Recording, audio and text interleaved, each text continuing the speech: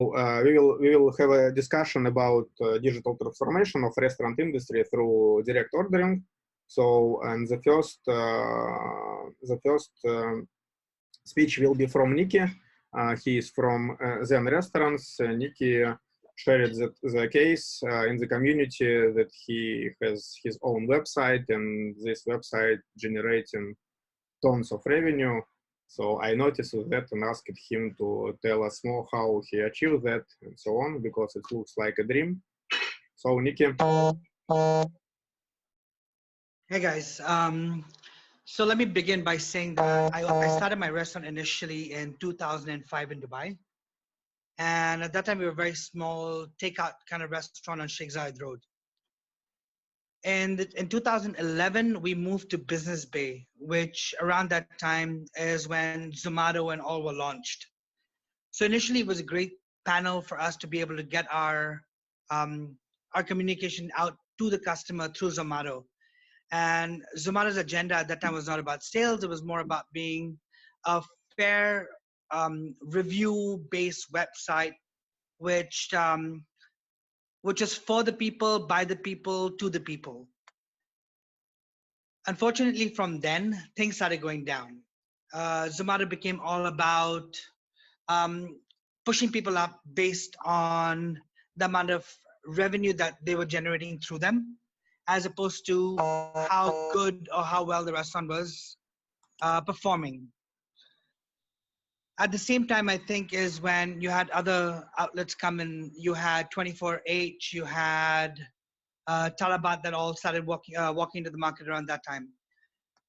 Now, initially, because of the kind of support that we were receiving through them and the amount of clients that we were receiving through them, we thought that they would be our partners when it came to operating restaurants.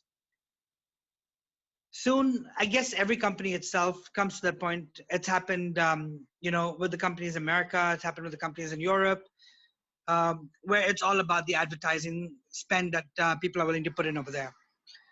So in 2014, I think it was when Zomato launched its delivery platform. I think about 4 or 5 years ago. And at that time, we were very active on it.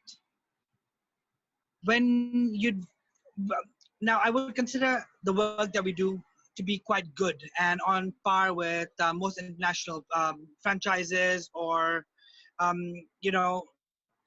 any good restaurant is out there.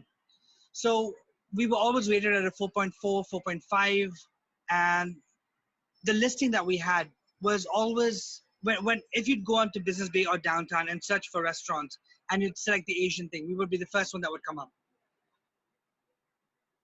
2015 is when they launched the online ordering, and at that time they were pushing on the discount platform.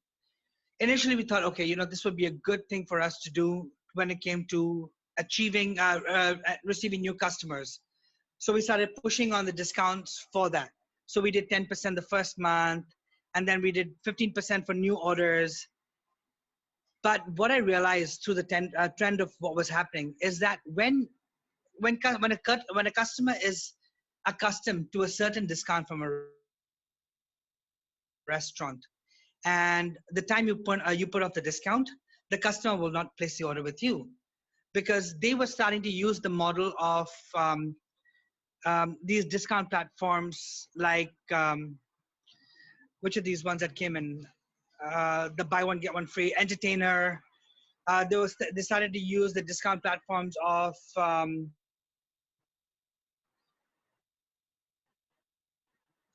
were very popular, where you would buy vouchers from them. Coupon? Yes, correct. So I realized over time that this is not a sustainable model for us. And when I took into account the amount of discounts that I was giving out, at the end of the month, I was giving out 18,000 dirhams, 20,000 dirhams worth of discounts.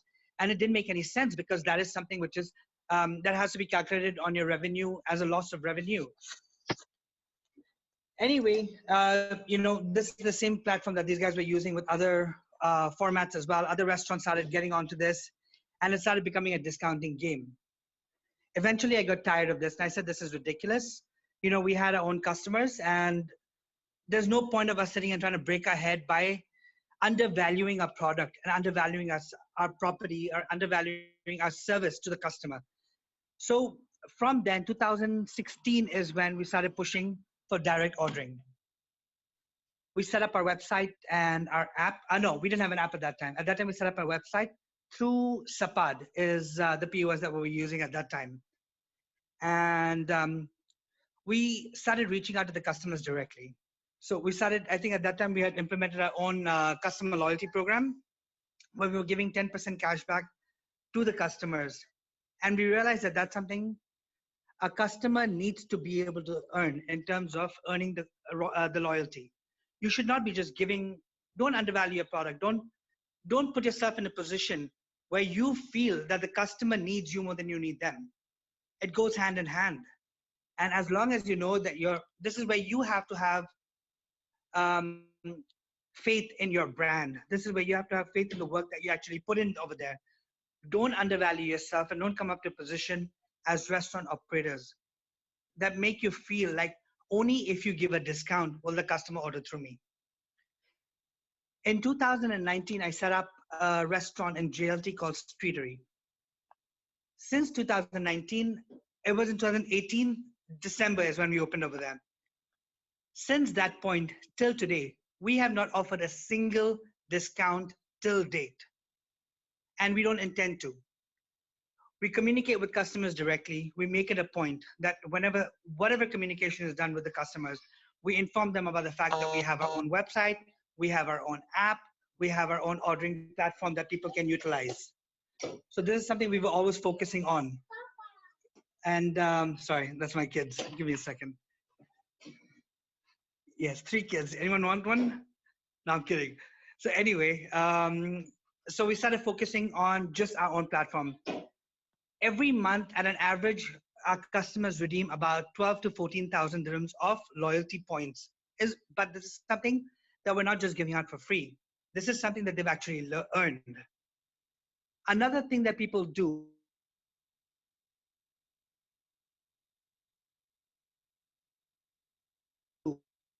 we're not the only people that have a loyalty program to use. There are multiple restaurants, multiple platforms. LimeTray has them. I know that Chatfood has one. I know that Sapad has one. Everybody has one. But one of the biggest mistakes that restaurateurs make when it comes to giving out loyalty is that they keep it conditional. You cannot put conditions to a customer when it comes to them earning the loyalty point. It's not a direct discount that you're giving them. If a customer has earned 500 dirhams in loyalty points, he should be able to redeem that whenever, wherever. Don't set conditions for them and tell them, oh, you can redeem only 50 dirhams at this time, or you can redeem only 20 dirhams at this time. Don't do that. They have earned their loyalty. Let them have that. And that's one of the things which is very advantageous to us. As I know that majority of the people are struggling in this industry at this point of time, 40%, I think this month, 45% of our orders are still coming directly to us. That's because on our social media channels, when we work through bloggers, we always aim on the fact that we don't tell them, oh, please order through us, please order from us through Zomato, or order through us from Deliveroo or Talabat or anyone else. We always focus on the fact that we have our own website. And when you go to streeteryfoodhall.com, you can order. We don't give any discounts anywhere else. But if you do order directly from us, you will get 10% cash back into your account for you to redeem whenever, wherever. So these are the things we have to remember, that it is all about the customer, but it's also about you. Don't sully yourself, or don't put yourself in a position where you come second.